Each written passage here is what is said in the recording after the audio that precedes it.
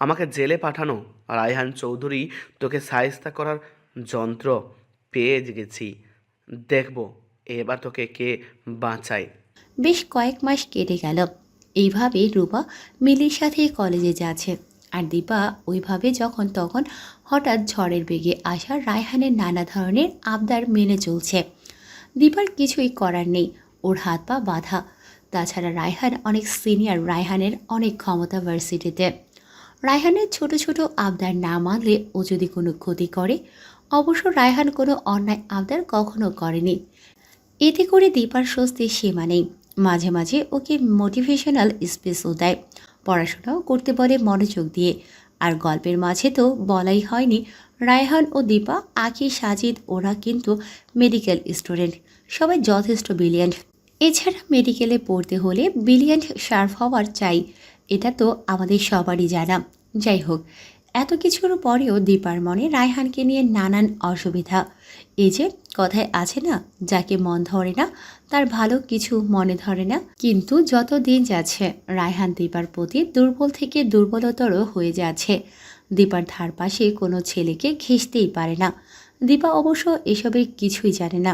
ওদিকে রেদওয়ান তার অঙ্গভঙ্গি, চোখের ভাষা দিয়ে রূপাকে অনেক কিছুই বোঝাতে চায়, কিন্তু সে বুঝতে পারছে না যে রূপা কি আসলে কিছু বোঝে না, নাকি বুঝেও না বোঝার ভান করছে। রেদওয়ান পুরোপুরি কনফিউজ, কিন্তু না, এভাবে তো হাল ছেড়ে দেওয়ার পাত্র সে নয়। মেয়েটার মাঝে এত চঞ্চলতা, এত স্নিগ্ধতা, যা ওর হৃদয়ের বন্ধ জানালাগুলোকে খুলতে বাধ্য করেছে। আজ মিলি যথাসময়ে রূপাকে নিতে হাজির হয়ে গেল, কিন্তু আজ দুদিন যাবৎ রেদওয়ান আসে না। প্রতিদিনের মতো আজও বলে, আয় ওঠ গাড়িতে। রূপা গাড়িতে উঠল। উঠে বসার পর সামনের দিকে তাকাতেই খেয়াল করলো আজও সামনের ওই সিঙ্গেল সিটটা খালি। মিলিকে উদ্দেশ্য করে রূপা বলে উঠল। আচ্ছা মিলি, কথা শেষ করার আগেই মিলি উত্তর দিয়ে বসল। ডোন্ট ওয়ারি দোস্ত, এই যে বইটা আমি নিয়েছিলাম সেটা সাথে নিয়ে এসেছি। আরে বাবা, ভুলিনি। রূপা কিছুটা চিন্তা নিয়ে, না আসলে তাহলে কি ইংরেজি নোট? সেটাও এনেছি। এইবার রূপা খেপে গিয়ে বলে উঠল। যা বাবা, তোর সাথে কথা বলাই বেকার। তাহলে কি বল? মিলি এবার রূপাকে ওর দিকে ঘুরিয়ে চোখ দুটো কুঁচকে বলল। তাহলে কি ভাইয়াকে খুঁজছিস? মিস করছিস?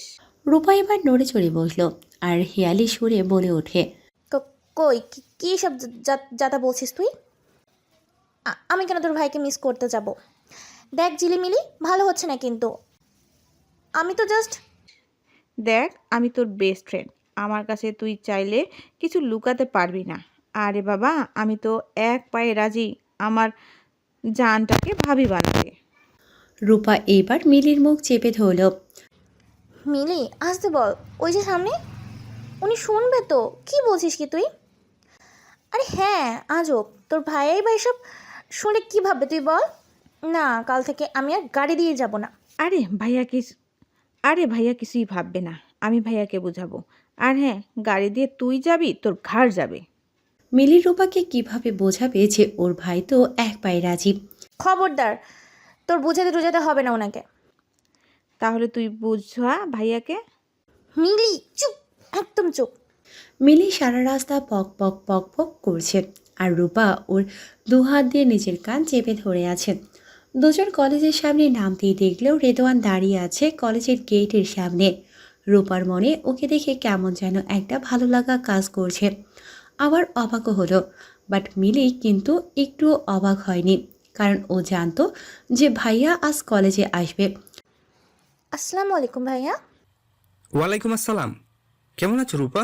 জি আলহামদুলিল্লাহ, ভালো। আপনি? রেদওয়ানের আপাতমস্তক রূপাকে দেখে রেদওয়ান বলে। হুম, আমিও ভালো। এসেছিলাম প্রিন্সিপালের সাথে মিট করতে, একটু কাজ ছিল। কলেজে ঢুকতে ঢুকতে রেদওয়ান বলল। আর হ্যাঁ, এই নাও, এটা তোমার জন্য। ইংরেজি একটা বই। মিলির কাছে শুনলাম তুমি নাকি ইংরেজি পড়তে খুব পছন্দ করো। Is that true? এইবার ভাইয়ের সাথে তাল মিলিয়ে মিলি বলল। আরে হ্যাঁ ভাইয়া, রূপাই তো ফিউচারে একজন ইংরেজি লেকচারার হতে চায়। Really Rupa? Do you really want to be a lecturer in future? Rupa হেসে উত্তর দিল। Yes, I want really like to be an English lecturer in future. Thank you, ভাইয়া. Thank you so much. কিছুটা বিরক্তি নিয়ে মনে মনে বলে।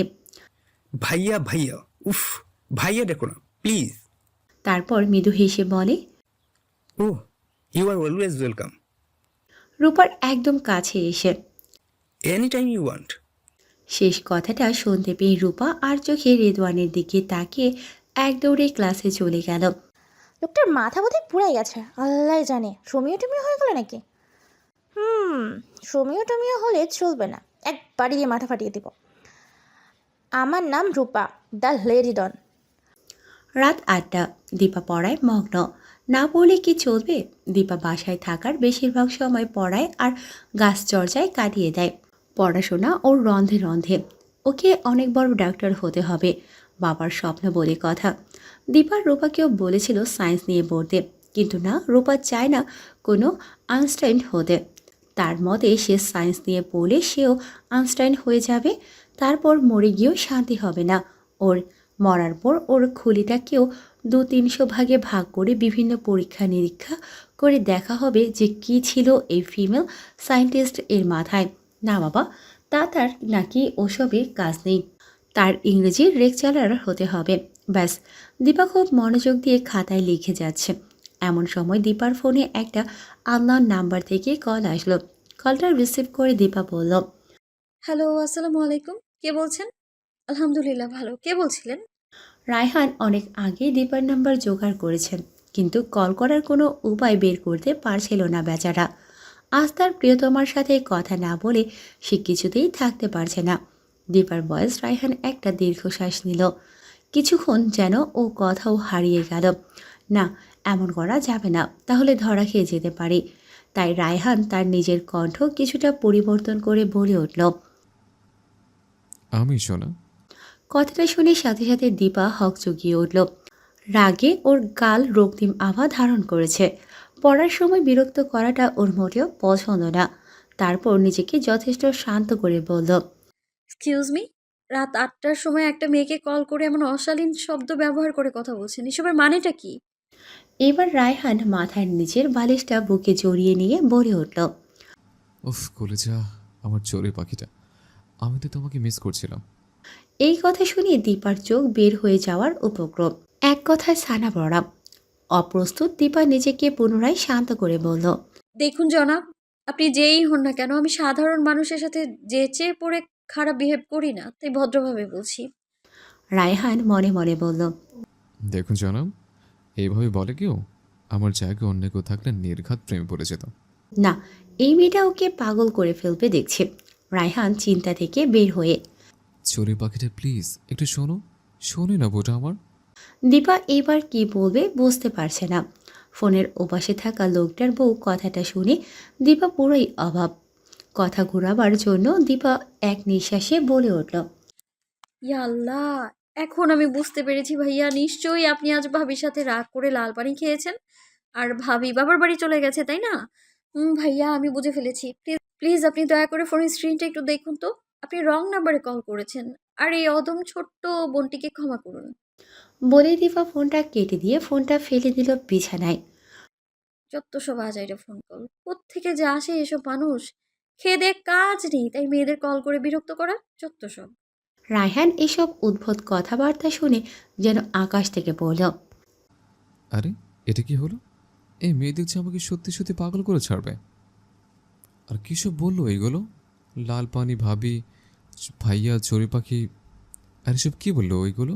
লাল পানি ভাবি, ভাইয়া চড়ুই পাখিটা আমার, বউ তো আমি তোমাকে বানাবো। আর কী সব বললো এইগুলো? লাল পানি ভাবি, ভাইয়া চড়ুই পাখিটা আমার, বউ তো আমি তোমাকে বানাবো। এই তো, আর অল্প কিছুদিন অপেক্ষা করো, তারপর সারা জীবনের জন্য আমার কাছে নিয়ে আসবো, আর কোথাও যেতে দিব না। আই প্রমিস জান। আজ শুক্রবার, সবারই আজ ছুটির দিন। আজ লায়লা বেগম কয়েক মাস পর ভাই রফিক রহমানের বাসায় বেড়াতে এসেছে। ছেলে দেলোয়ারও সাথে এসেছে। দেলোয়ারকে সবাই ছোট করে দিলু বলে ডাকে। দিলু ছেলেটা বলা চলে খুবই সহজ সরল, এতটাই সরল আর বোকা যেমন সহজ সরল হলে এ যুগের আধুনিক মেয়েরা সে ছেলের বউ হতে চায় না। কিছুটা ক্যাবলাকান্ত টাইপ। রফিক রহমানের একটি বোন, অর্থাৎ তারা এক ভাই এক বোন। লায়লা বেগম বড় আর রফিক রহমান ছোট। লায়লা বেগম একটু ভিন্ন প্রকৃতির মহিলা। পরের বিষয় নিয়ে নাক গলানো তার মূল স্বভাব। কটু কথা বলা, খোঁচা মেরে কথা বলা, এগুলো তার মূল বৈশিষ্ট্য, এর অংশ বলা চলে। অন্যের ভালো কিছু যেন তার গায়ে কাটার মতো বিধে। রেহেনা বেগম লায়লা বেগমকে কিছুটা এড়িয়ে চলেন বলা যায়। তার দুই মেয়ের কড়াকড়ি বলা আছে যে ফুপির কথা এক কান দিয়ে ঢুকিয়ে আরেক কান দিয়ে বের করে দেবে। রেহেনা বেগমও বাধ্য মায়ের মতন সেটাই করেন। তবে মাঝে মাঝে স্বামীকে দু একটা কথায় শুনিয়েই ফেলেন রাগের বশে। আজও লায়লা বেগম কেন এসেছে তাদের বাসায় তা রেহানা বেগম ভালো করেই জানেন। গত ৩-৪ বছর যাবৎ লায়লা বেগম প্রচুর চেষ্টা করে যাচ্ছে দীপাকে কোনোভাবে দেলুর বউ বানানো যায় কিনা, তাহলে তো ভাই ওর অর্ধেক সম্পদ তার ছেলের। দিলু ওর মামা মামিকে সালাম দিয়ে মায়ের সাথে সোফায় বসলো। কেমন আছো আপা? দুলাভাই কেমন আছে? আর দিলু, তুই কেমন আছিস? তোর ব্যবসা কেমন চলছে বাবা? তখনই লায়লা বেগম বরাবরের মতো মুখ কালো করে বলে উঠল, আমাদের আর কে খোঁজ নেয় বল? মা মরে যাওয়ার পর আমি তো এতিম হয়ে গেছি। এবার দিলু মাকে থামিয়ে দিয়ে বলে, আহ মা, এসব কি বলছো? জি মামা, আমার ব্যবসা ভালোই চলছে। আপনার শরীরটা এখন কেমন মামা? আসলে কিছুদিন যাবৎ বুকের ব্যথাটা একটু বেড়েছে। ভাবছি একজন বড় হার্টের ডাক্তার দেখাবো। ভাবছি ডাক্তার জীবন চৌধুরীকে দেখাবো। ওনার কাছে আমি মাকে নিয়ে ২-১ বার গেছিলাম, কিন্তু সমস্যা হলো ওনার সিরিয়াল পাওয়া অনেক কষ্টের। না মামা, হেয়ালি করবেন না, দ্রুত ডাক্তারটা দেখিয়ে ফেলুন। ওদিক থেকে রেহানা বেগম টেবিলে চা নাস্তা দিয়ে সবাইকে ডাকলো আর বলল, কই গো, এসো তোমরা, একটু চা নাস্তা খেয়ে নাও। এদিকে অনেকক্ষণ ধরে দুই ভাতিজির কোনো সারা শব্দ না পেয়ে লায়লা বেগম উচ্চস্বরে বললেন, আমার দুই মা কোথায়? ওদেরকে যে দেখছি না। এমনি রূপা আর দীপা লায়লা বেগমের কাছে এসে সালাম দিয়ে লায়লা বেগমের সাথে কুশল বিনিময় করল। রূপা ফুপির দিকে তাকিয়ে একটা মেকি হাসি দিয়ে রাখলেও দীপা ফুপি আশায় মন থেকেই খুশি। রূপার এমন করার কারণ ফুপি প্রতিবার আসলেই একটা না একটা বিষয় নিয়ে বাবার সাথে মায়ের মন কষাকষি হয়। দীপা মুখে একটা স্নিগ্ধ হাসি এঁকে ফুপিকে সালাম দিল। আসসালামু আলাইকুম ফুপি, কেমন আছো? দিলু ভাইয়া ভালো আছো? কতদিন পর আসলে, এতদিনে বুঝি আমাদের কথা মনে পড়লো? ঠিক তখনই রূপা মেকি মেকি একটা হাসি দিয়ে বলে উঠল, ও দি ভাই, তুই জানিস ফুপি অলওয়েজ বিন্দাস থাকে, ছকানাকা, তাই না ফুপি? দিলু ভাইয়া, একটু এইদিকে এসে বস না। তোমার সাথে আমার কত গল্প করার আছে, কত গল্প জনে আছে জানো। লায়লা বেগমের বরাবরই রূপার চোখা কথাগুলো পছন্দ নয়। ফুপি চোখ বাঁকিয়ে রূপাকে উদ্দেশ্য করে বলল, বড্ড পাকা পেকেছিস তুই, ঘরে থেকে থেকে পেকে যাচ্ছিস। বুঝলি রেহানা, মেয়েদের বেশি দিন ঘরে বোঝা বানিয়ে রাখতে হয় না। যত তাড়াতাড়ি সম্ভব বিয়ে দিয়ে বিদায় করা দরকার। সবার আগে আমার দীপা মামুনিকে বউ সাজাবো, আমার অনেক দিনের ইচ্ছা। কি আর বলবো রেহানা বল, আল্লাহ তো আমাকে আর মেয়ে দিল না। রেহানা বেগম কিন্তু সবই বুঝতে পারছে যে লায়লা বেগম কি বোঝাতে চাইছে। তিনি চোখ বাঁকিয়ে একবার রফিক সাহেবের দিকে তাকালেন, আরেকবার দীপার দিকে। দীপার চোখের ইশারা দিয়ে মাকে বোঝালেন কোনো জবাব না দিতে। রেহানা বেগম যেই কিছু বলতে দেবে মাকে কিছু বলতে না দিয়ে সাথে সাথে দীপা বলে উঠল, হ্যাঁ ফুপি, তুমি ঠিকই বলেছো। আমি বউ সাজবো, শ্বশুর বাড়ি যাবো, লাল বেনারসি পরবো। সব মেয়েদেরকেই তো একদিন শ্বশুর বাড়ি যেতে হয়, তাই না ফুপি? তবে একটু দেরিতে। বাবার মাথায় বোঝা হয়ে আছি, বোঝাটা একটু কমাতে হবে না বলো? আমাদেরও তো ছোটখাটো দায়িত্ব আছে। আর হ্যাঁ, আমার বেনারসিটা কিন্তু তোমাকে সাথে নিয়েই কিনবো, তোমার পছন্দে। মনে থাকবে তো ফুপি? লায়লা বেগমের খুশি আর ধরছে না দীপার কথায়। এদিকে রেহানা বেগম রাগে ফুসফুস করছে। আসলে দীপা কঠিন ব্যাপারগুলিকে কেমন যেন সহজ করে দেয়। এর জন্যই তো লায়লা বেগমের চোখের মনি সে।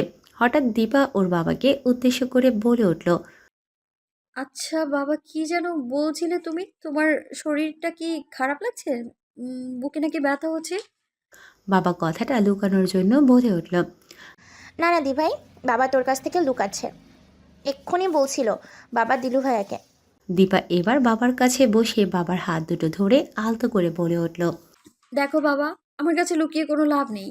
তুমি যদি আমার কাছে লুকাও বলে দিলাম, আমি একদম উম, দু চোখ আমার যেদিকে যায় আমি কিন্তু সেইখানেই চলে যাব। তখন আমাকে কিচ্ছু বলতে পারবে না তুমি।